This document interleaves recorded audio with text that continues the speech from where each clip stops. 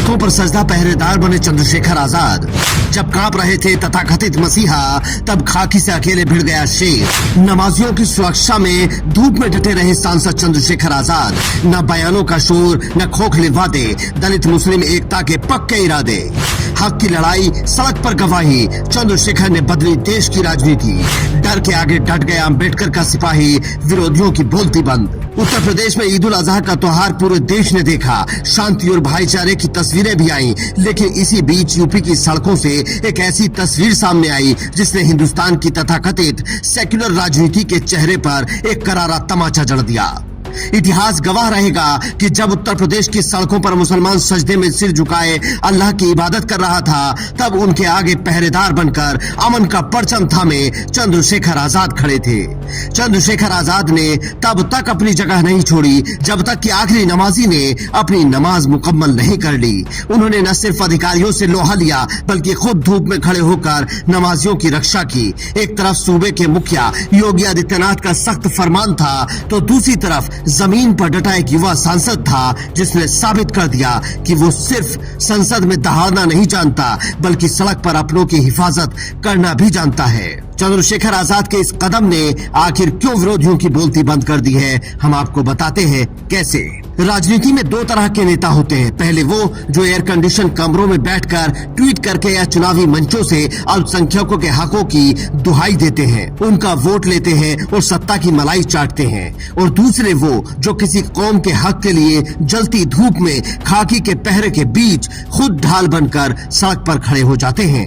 वही है चंद्रशेखर आजाद। त्योहार का मौका था और माहौल में एक अजीब सी बंदिशों का साया था। ईद से ठीक 3 दिन पहले उत्तर प्रदेश के मुख्यमंत्री योगी आदित्यनाथ ने प्रशासनिक अमले को एक सख्त हिदायत दी थी। फरमान साफ था, किसी भी कीमत पर सड़क पर नमाज नहीं पढ़ी जाएगी।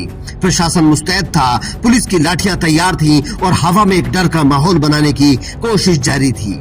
लेकिन कानून की फाइलों से इतर जमीन की एक कड़वी हकीकत भी होती है। जब मस्जिदों के अंदर तिल रखने की जगह न बचे, जब चिलचिलाती धूप में आस्था का सैलाब सड़कों पर आ जाए, तो वो नमाजी कहाँ जाएं? क्या अपनी इबादत छोड़ दें या डर कर पीछे हट जाएं? जब कैमरे बंद थे और डर का माहौल हावी था, तब चंद्रशेखर आजाद अधिकारियों के सामने सीना तान कर खड़े हो गए। उन्होंने बिना डरे, बिना हिचकिचाए सीधे प्रशासन की आंखों में आंखें डालकर सवाल पूछा, अगर मस्जिदों में जगह नहीं है तो ये लोग नमाज कहाँ पढ़ेंगे? क्या ये इस देश के नागरिक नहीं है?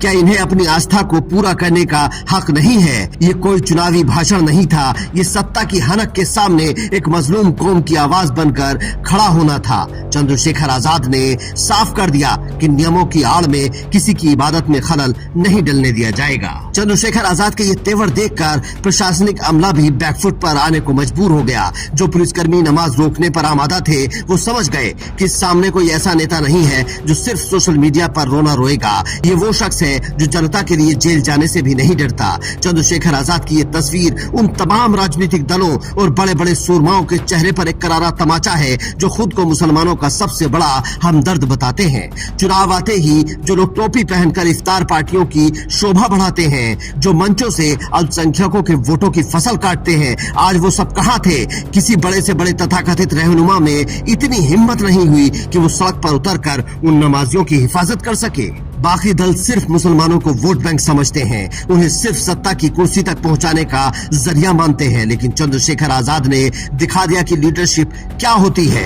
जब कौम संकट में हो, जब आपके मौलिक अधिकारों पर पहरा बिठाया जा रहा हो, तब सिर्फ बयानों से काम नहीं चलता। तब चंद्रशेखर आजाद बनकर धूप में खाकी के सामने चट्टान की तरह खड़ा होना पड़ता है। राजनीति में खोखले वादे बहुत आसान होते हैं, लेकिन जब सत्ता के सामने सच बोलना हो और अपनों के लिए लाठियों के आगे खड़ा होना हो, तो उसके लिए जिगरा चाहिए होता है। चंद्रशेखर आजाद ने ईद के मौके पर जो किया, उसने न सिर्फ नमाजियों का दिल जीता, बल्कि देश को ये संदेश भी दिया कि डर के इस दौर में भी अमन और भाईचारे के पहरेदार अभी जिंदा हैं। Bureau report, Indian news.